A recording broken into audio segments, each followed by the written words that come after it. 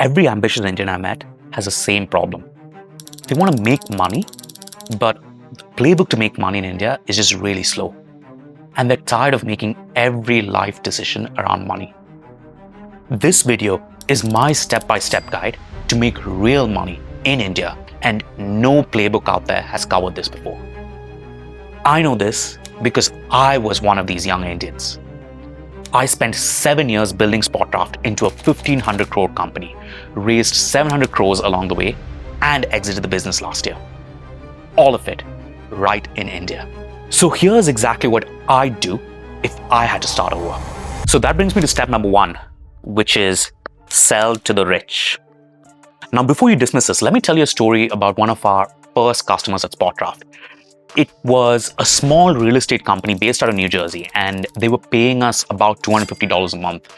We worked primarily with their owner and their sales head, who was based out of Nicaragua. Looking back, I can say this with confidence that they had truly insane expectations from us as a company and a product. They tried to customize everything about SpotDraft to fit into their company workflow. They also had no idea about how software development was even done. They used to give us feedback on a Monday evening and expected things to get done by Tuesday.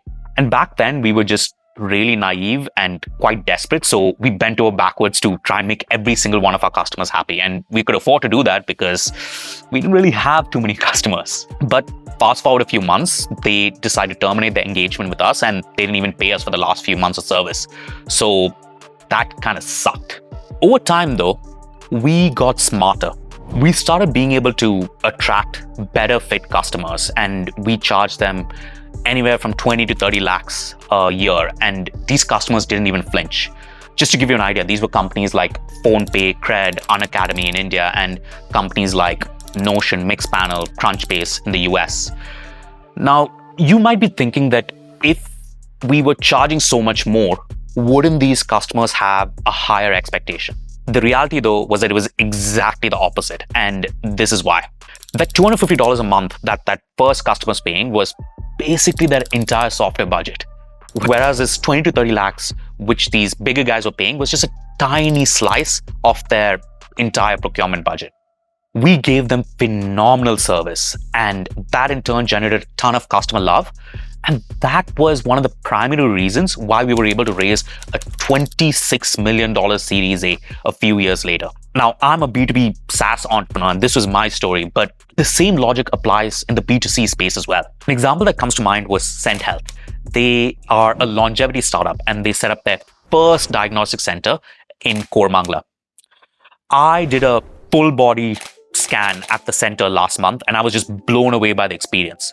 They had this person that literally moved me from one room to the other to do my calcium CT, to do my MRI, and things like that. And it was literally nothing like I've experienced before. I even got to watch Netflix while I was doing my MRI, which was like kind of cool. And now this entire service for me cost around 27,500 rupees, which you could argue is a lot of money, but I actually thought it was totally worth it. They are clearly catering to the 0.1% Indians with a net worth of over $1 million. Now, you might be wondering how many such Indians are there. I actually looked it up, and there are actually 900,000 such people, which is quite a lot. And take a guess at how many people out there have a net worth of over $10 million. That's 90,000. And to be clear, these are just reported numbers. If you look at people who haven't really reported their income, these numbers are probably going to be a lot higher. In fact, India ranks 4th globally in terms of ultra HNIs, basically people with over $10 million in net worth, just behind US, China, and Japan. Now, based on this, the TAM for Scent is close to 2,500 crores, which is kind of crazy, right? And this is just from one product line. And I'm sure they're going to launch other product lines over time to actually capture more of the customer wallet. So that's my advice to you. Focus on rich people problems. You're going to have way fewer customers, but that also makes it way easier to make them really happy. And it's going to be much easier to build a business that way. But solving rich people problems only works if you're able to stay afloat long enough And most Indian founders aren't able to do this. Which brings me to the step that kills more founders than bad products or competitors ever will. And that is losing track of your personal runway. Let me tell you a story about a founder I coached earlier this year. He was an IIT grad making around 80 lakhs a year at Google, and he left all that to start his company. Pretty brave, right? But 9 months in, he had burned through most of his savings. And during one of his coaching sessions, he asked me whether it made sense for him to take his 6-year-old daughter out of her school and put her into a much more cheaper one just to extend his runway by a bit. I was just shocked hearing him ask me this because that's not a trade that I would ever do. Here's a truth that nobody tells you. Businesses don't fail when they run out of money. Businesses fail when the founder runs out of money. And in India, a lot of you watching this video probably don't really have much of a safety net. You may have parents counting on you. Your in-laws may be asking questions about why the heck you're even doing this. So when young founders come to pitch me their startup idea, I usually always talk to them about their finances as well. And the advice I give them is to make sure that they can live comfortably, and comfortably being the operational word, for at least 36 months. I make them do an exercise through this spreadsheet that I've created, and I'm sharing that spreadsheet with you as well. All you need to do is to answer a few questions, and it tells you how much you need before you start. This is my gift to you. Now, selling to the rich and having 36 months in the bank allows you to stay alive and gives you the headspace to think. But being alive isn't the same thing as thriving. Extremely smart, very well credentialed Indian founders stay stuck living on a very meager income forever because they skip the next step. And it's almost embarrassing because it's something you can do for free. Step number 3 is around creating content. Because if I had, I'd probably be 10x as successful as I am today. Let me tell you a story of how I got my job at Plaksha to teach entrepreneurship there. My last year at SpotDraft was towards the end of September last year or early October. I can't fully remember. And when I was leaving, I didn't really have any real plans of exactly what I was going to do after. I knew that I'd been pretty lucky and I wanted to give back in 2026. I wanted to help other founders avoid a lot of the mistakes that I've made. And sometime in November, Plaksha reached out and they asked me if I'd be interested in teaching this entrepreneurship capstone for undergrads. The entire interview was a breeze. It felt like my job to lose despite having zero teaching experience. Months later, after I finished my course, I actually asked them, hey, what made them actually pick me to teach this course? And guess what they told me? They had watched some of my podcasts and they loved how I broke things down. They were pretty confident that because I was able to do this, that I would also be able to deliver a really good course to their students. Now, I didn't start creating content to land a job at a university. I was just focused on putting value out there. And believe me, if you keep trying to put value out there consistently, the universe has a way to helping you out. Content helped me find my ikigai. But content is also an incredible leverage when it comes to building businesses. There are founders I know whose entire business is built on the back of a strong content brand. The example that comes to mind over here for me is Shashank Mehta, the founder of The Whole Truth. Before he started making his protein bars, he ran a blog called Fit Shit for almost 3 years. And during that time, what he did was he broke down the nutrition labels of the so-called healthy Indian food brands. He built an audience and he used the insights he got from that audience to make his own protein bars. And guess what happened when he did his first production run? People are already waiting there for him. So that's my advice to you. Create content that you find valuable and put it out there. You can't really predict where it's going to lead. So step number 4 is around building your network. Now, I know what you're thinking. You're probably thinking that networking is like sending a whole bunch of cold LinkedIn messages. And that is honestly the worst way to network.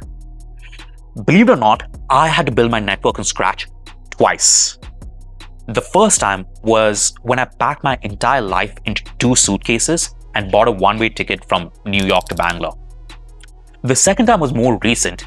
It was when I decided to leave SpotDraft. And believe me when I say this, deciding to leave SpotDraft was arguably one of the hardest decisions I've ever made in my life. It was even harder than leaving my life behind in the US. Because SpotDraft for the last 7 years wasn't just a job for me. My entire social life was tied to it.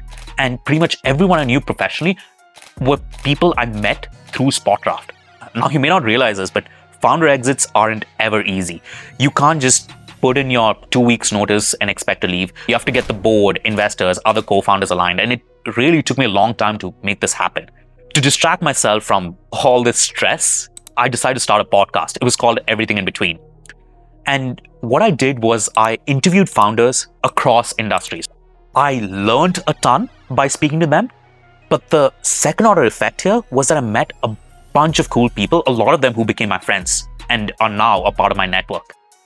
Now, I'm not telling everyone listening to this video to start a podcast, but I am telling you to start a project, any project that forces you to meet people. You could organize a board game night every week or start a pickleball league for every Saturday morning. Do something that you enjoy and invite different people every week and do it at least a dozen times and watch your network explode. So that brings me to step number 5. You need to find your tribe of co-conspirators. Now, who are these people? These are people you feel comfortable discussing your ideas and insecurities with. They'll become your friends, but they need to be more than friends. They are people who see things from a very different perspective than you, and more often than not, they usually have a very different background to yours. My tribe basically comprises of 4 people. It is a lawyer, a CA, AI first builder, and a partner at a VC firm. This is what I usually do. Whenever I have an idea or if I'm struggling with a decision that I need to make, I go and grab lunch or dinner with them. Now, I like to think that I'm reasonably smart, but the insights I get from them are truly wild, and they always have helped me think better. Now, how are you going to find your tribe? They're probably already in your network, and you need to cultivate deeper relationships with them over time. Figure out a way to connect with them. You could have a potluck at your house or invite them to a game of pickleball or even just a drink after work. See who are the people that ends up adding value to your life and business and watch this relationship grow. This isn't going to happen overnight, but I'd highly recommend you build this group before you start. They're going to save you a ton of time and energy. And that's something that I really want to optimize for next time around. Now let's talk about step 6. And this is something that is very controversial. And I know most investors out there are going to hate me saying this. But step number 6 is to sell early. Nobody in the startup ecosystem actually talks about this. But if you get the opportunity to sell your business early, it's probably a much faster route to get you to that 10 crore mark. Let me tell you a story about a founder friend of mine. This was back in 2021, and he was building this AI chat platform. He'd raised about $2 million, and he was doing about $800K in revenue at that point. And this US company offered to buy them out for $40 million. Now, keep in mind, this was the peak of the ZERP era, so he was able to get a 50x revenue multiple. He thought it was a great deal, and he took it to his investors. Guess what they said? They asked him to turn it down. Now, why do you think they said that? The reality is that a founder's incentives and an investor's incentives aren't often aligned, especially when it comes to exits and selling the business. Even though he was selling his business at a 50x multiple of what his revenue was, it still wouldn't be enough of a return for those investors. Venture capitalists, especially institutional funds, need billion-dollar swings to deliver promised LP returns. My friend here, though, was smart. And he ended up doing the math. Him and his co-founder owned about 60% of the business, and he stood to make around $25 million from this exit, primarily because he hadn't raised a lot of money.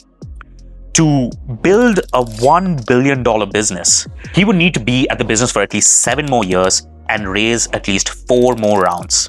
And if you assume that each round was at least a 20% dilution, him and his co-founder at the end of it would have about 24% of the business left. And if he's actually able to get a $1 billion exit, right, he might be able to make $240 million. Now, this, don't get me wrong, is generational wealth. Like, it's an incredible amount of money. But here's the thing though, this generational wealth that he could hypothetically get was over 7 years away, and a lot can change in that time. Later that year in 2021, something happened. Something that basically was like a tectonic shift in the technology world. ChatGPT launched. And the number of competitors for his product just exploded. And guess what else happened? SaaS valuations plummeted. Me and him meet up for drinks every once in a while, and I tell him that he was so smart for getting out when he did, even though he pissed off some of his investors. Because there's no way he would have made anywhere close to the kind of money that he made had he decided to go the distance and try and aim for that $1 billion exit. So that's my lesson to you. It's sometimes better to cash in your chips earlier than what your investors would want and make them happy. Why? It completely boils down to supply and demand. If you were to sell your business for $10 to $20 million, you probably have thousands of buyers. But if you wanted to sell your business for $1 billion, there may be around a dozen, maybe 20 companies who could afford to buy you. You almost have to take it public, right? And that's going to take you a decade. This video was about getting you to 10 crores in net worth as quickly as possible. And if that's the goal, consider selling early and use that money to build a nest egg for yourself. And when you have this nest egg, you're going to have this peace of mind, and that in turn allows you to make much more bolder bets later on in life. Here's what I want you to understand. The founders who build this kind of wealth aren't necessarily smarter than you. They were just much more methodical in avoiding certain traps most Indian founders fall into. And if you can follow these 6 steps, you can avoid these traps as well. If you're watching this, you're not the kind of founder who wants to follow the Silicon Valley playbook, which doesn't really translate to India. I genuinely feel like I won in this market. Subscribe if you want to win as well.